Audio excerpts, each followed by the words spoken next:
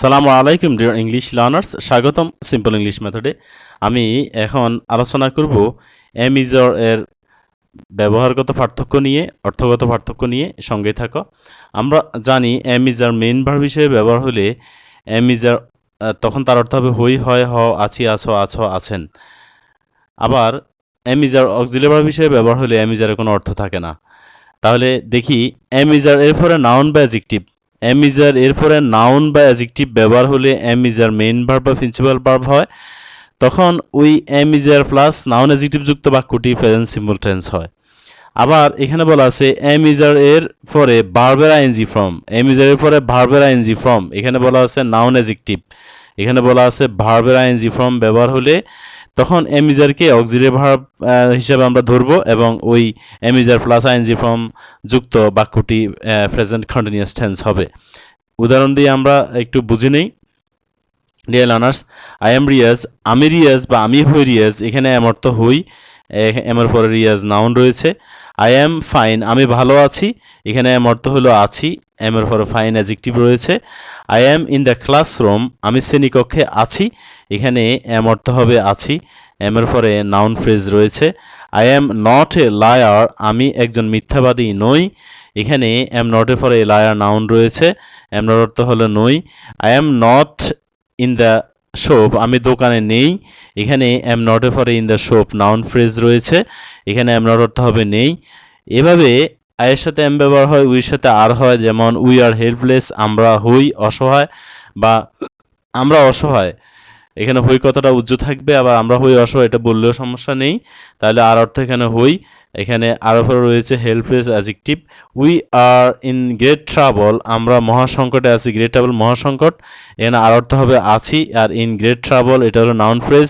We are not happy, আমরা সুখী নই, এখানে আর নট অর্থ হলো নই, আর নটের পরে রয়েছে adjective happy. You are a liar, তুমি একজন মিথ্যাবাদী, এখানে আর অর্থ উজ্জ্ব রয়েছে, আর অর্থ হবে হলে, তুমি হলে একজন মিথ্যাবাদী, এ লায়ার হলো নাউন, অর্থাৎ তার উপর নাউন রয়েছে। ইউ আর, তুমি আছো ইন দ্য শপ, দোকানে, এই ইন দ্য শপ এখানে নাউন ফ্রেজ, আর অর্থ হবে তখন আছো, ইউর সাথে আর ব্যবহার হয়, উইর সাথে আর ব্যবহার হয়, ইউর সাথে আর ব্যবহার হয়।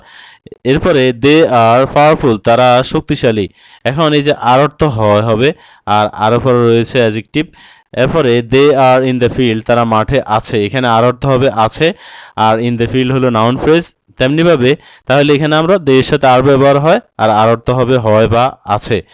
হি ইজ এ টিচার, সে একজন শিক্ষক, এখানে এই টিচার হলো নাউন, আর হি অর্থ হয় হবে, হয় কথাটা উজ্জ্ব থাকবে, যেমন সে হয় একজন শিক্ষক এ কথাটাও বলা যাবে, অথবা সে শিক্ষক এ কথাটাও বলা যাবে।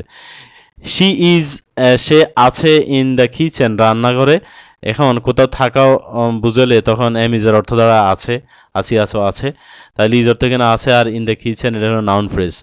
তাই এই বাক্যগুলো আমরা জানতে পারলাম এমিজার অর্থ রয়েছে হই, হয়, হয়, আছি, আছো, আছে, আর এমিজার উপরে নাউন অ্যাডজেক্টিভ ব্যবহার হয়।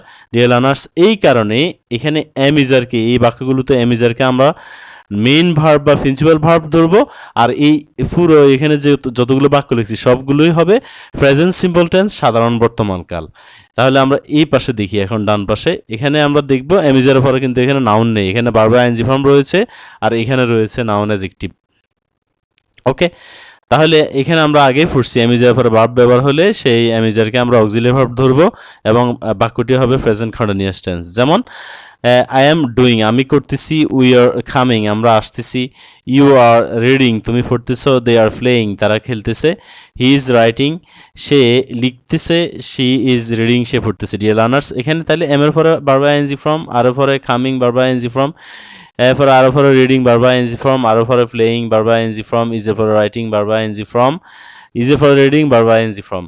এই জন্য এই এম ইজার পরে এখানে ভার্ব আইএনজি ফর্ম থাকাতে এখানে এই বাক্যগুলোতে এম ইজারকে আমরা অক্সিলারি ভার্ব হিসেবে ধরে নিব, এবং এই এম ইজার পরে ভার্ব আইএনজি ফর্ম যুক্ত এই বাক্যগুলোকে আমরা প্রেজেন্ট কন্টিনিউয়াস টেন্স ধরে নিব। তাহলে আমরা দুই পাশে বাক্য থেকে কি পার্থক্য বুঝলাম?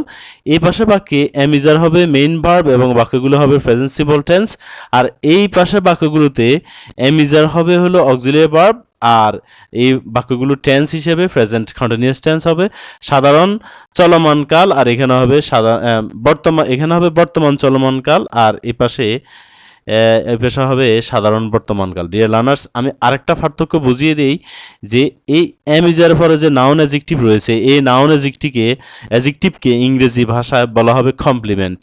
তাহলে রিয়াজ এখানে কমপ্লিমেন্ট আর ফাইন এখানে কমপ্লিমেন্ট। আবার আরেকটা বিষয়, সাবজেক্ট এবং এমিজারের পরে যে কমপ্লিমেন্ট নাউন অ্যাজেক্টিভ থাকে সেটা একই ব্যক্তি বা একই জিনিস বা একই বস্তু হয়ে থাকে। যেমন আই এবং রিয়াজ এখানে একই ব্যক্তি, আই এবং ফাইন এখানে একই ব্যক্তির অবস্থা বুঝেছে। এরপরে আই ইন দ্য ক্লাসরুম, আমি শ্রেণীকক্ষা আছি, এখানে আমার অবস্থান বুঝেছে। তাহলে কমপ্লিমেন্ট এবং নাউন অ্যাজেক্টিভ, এমিজের পরে নাউন অ্যাজেক্টিভ যেটাকে কমপ্লিমেন্ট বলি তার সাথে সাবজেক্টের সম্পর্ক থাকে। পক্ষান্তরে এই এমিজের পরে আইএনজি ফর্ম হলে সেই সাবজেক্ট আই, এমিজের পরে আইএনজি ফর্ম হলে এই তার আগের যে সাবজেক্ট এবং তারপরে যে শব্দটা এটাকে আমরা বলবো অবজেক্ট হিসেবে। এবং এটা অবজেক্ট এবং এই সাবজেক্টের মধ্যে কোনো মিল থাকে না, এটা আলাদা ব্যক্তি, আলাদা বস্তু, আলাদা জিনিস হয়ে থাকে, আলাদা বিষয় হয়। যেমন আই এবং দ্য ওয়ার্ক এখানে একই ব্যক্তি বা একই বস্তু নয়, একই বিষয় নয়, এটা আলাদা। এখন এটা কেন আমরা জানতে হবে যে এই ধরনের বাক্য যে সাবজেক্ট এমিজার পরে নাউন অ্যাজেক্টিভ অর্থাৎ কমপ্লিমেন্টযুক্ত বাক্যগুলো কখনো প্যাসিভ ভয়েস হয় না, কিন্তু সাবজেক্টের পরে এমিজার আইএনজি ফর্ম হলে পরে যে অবজেক্টটা থাকে এই বাক্যগুলো প্যাসিভ ভয়েস হয়। ডিয়ার লার্নার্স, তাহলে আজকে আমি এমিজারের বিভিন্ন ব্যবহার নিয়ে আলোচনা করেছি, টেন্স এবং ভার্বের পার্থক্য নিয়ে আলোচনা করেছি। আশা করি তোমাদের বিষয়টি ক্লিয়ার হয়ে গেছে। পরের ভিডিওতে ওয়াজ ওয়ারের পার্থক্য নিয়ে আলোচনা করব। ধন্যবাদ সবাইকে।